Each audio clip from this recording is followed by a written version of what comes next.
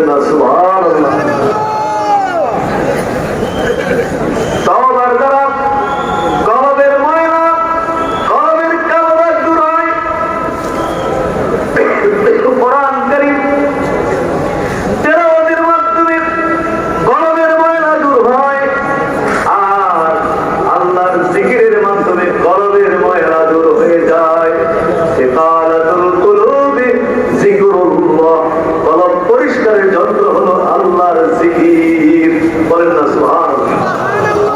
আমাদের গুনাহ আছে না? বলেন না আমাদের গুনাহ আছে কিনা? আমাদের অন্তরের ভিতরে, হ্যাঁ, আমাদের কলবের উপরে দাগ আছে কিনা? আমাদের কলবের মধ্যে ময়লা আছে কিনা? এই ময়লা পরিষ্কার করতে যদি হয় তাহলে আমাদেরকে আল্লাহ জিকির করতে হবে। বলেন না সুবহানাল্লাহ। কি করতে হবে? আল্লাহর জিকির করতে হবে। কালবের সাফার জন্য, রহমত বরকতের জন্য, কালবের সাফার জন্য, কলবের ময়লাগুলো পরিষ্কার করার জন্য, গুনাহ মাফের জন্য আমরা এখন আল্লাহর জিকির করব। বলেন না সুবহানাল্লাহ। অন্তরে প্রশান্তি অর্জন করার জন্য আমরা জিকির করব। আলা বিযিকরিল্লাহি তাতমাইন্নুল কুলুব। জেনে রাখো, আল্লাহর জিকিরের দ্বারা অন্তর প্রশান্তি লাভ করে। বলেন না সুবহানাল্লাহ। কালবের সাফার জন্য, কলবের ময়লা দূর করার জন্য, কলবের অন্ধকার দূর করার জন্য, কলবের মধ্যে প্রশান্তি অর্জন করার জন্য এখন আল্লাহ পাকের জিকির করব। তরিকা অনুযায়ী আমরা জিকিরটা করব। সর্বপ্রথম আমরা জিকির করব পথ দিয়ে তরিকার নিসবত অনুযায়ী ইসমে জাতের এক জরুরি জিকির। চোখ বন্ধ করেন সবাই, মহব্বতে বসুন, চোখ বন্ধ করে মহব্বতে বসে এখন ইসমে জাতের এক জরুরি জিকির করব। ইসমে জাতের এক জরুরি জিকির কলবে এবং হলকমে জিকিরটা হবে। আল্লাহ বলিয়া কালবের উপরে জড় দিবেন, আবার আল্লাহ নামটা উল্টা নাম দিয়ে হলকমে আছে।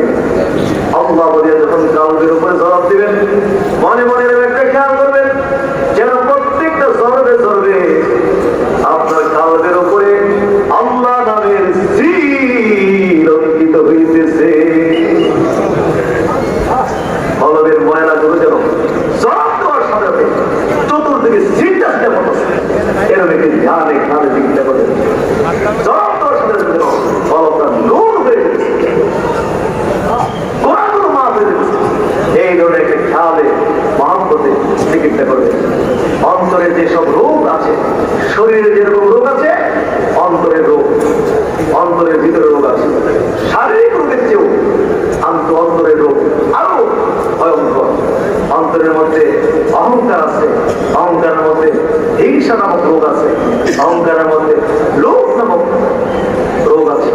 এই সমস্ত অন্তরের রোগের কারণে এই পৃথিবীতে যত পাপ কাজ আমরা করি, সমস্ত পাপ কাজ কোনো না কোনো একটি অন্তরের রোগের কারণে এই পাপগুলো সংঘটিত হয়।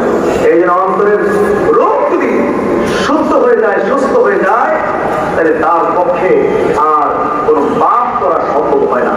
আমাদের অন্তরের রোগ ব্যাধির চিকিৎসার জন্য আমরা এখন রহমত বরকতের জন্য জিকির করবো। ইসমে জাতের একজনকে নিয়ত করলেন যে আমি আমার কালবের দিকে মত দিয়েছি, আমার তরফ জানাব পিছে দাদা পিছতে তোমার কালবের ছিলাই আল্লাহ তাআলা দিকে মত দিয়েছে, আল্লাহ তাআলা তরফ হইতে কাফির তরিকার নিসবত অনুযায়ী ইসমে জাতের একজনকে জিকির বাইরে তোমার কালবে আসো, আমার কোনো মহব্বতের সহিত ইসমাতের একজনকে জিকির করো, ইয়া আল্লাহ ইয়া আল্লাহ। তো একবার শুনে সমানে জিকিরটা করবেন এবং কেউ মুখ বন্ধ রাখবেন না। একদম মাঠের শেষ প্রান্তেও যে আছে বা যে যেখানে আছে, দোকানে আছে, যেখানে আছে, মুখ বন্ধ করে রাখবে না, সেখানেই সকলে আল্লাহর মহব্বতে জিকিরটা করবেন। জিকিরটা যদি এলোমেলো হয়ে যায়, জিকিরটা বন্ধ করবেন। জিকিরটা বন্ধ করে আবার আমার সাথে সমানভাবে জিকিরটা শুরু করবেন। বিসমিল্লাহির রহমানির রহিম।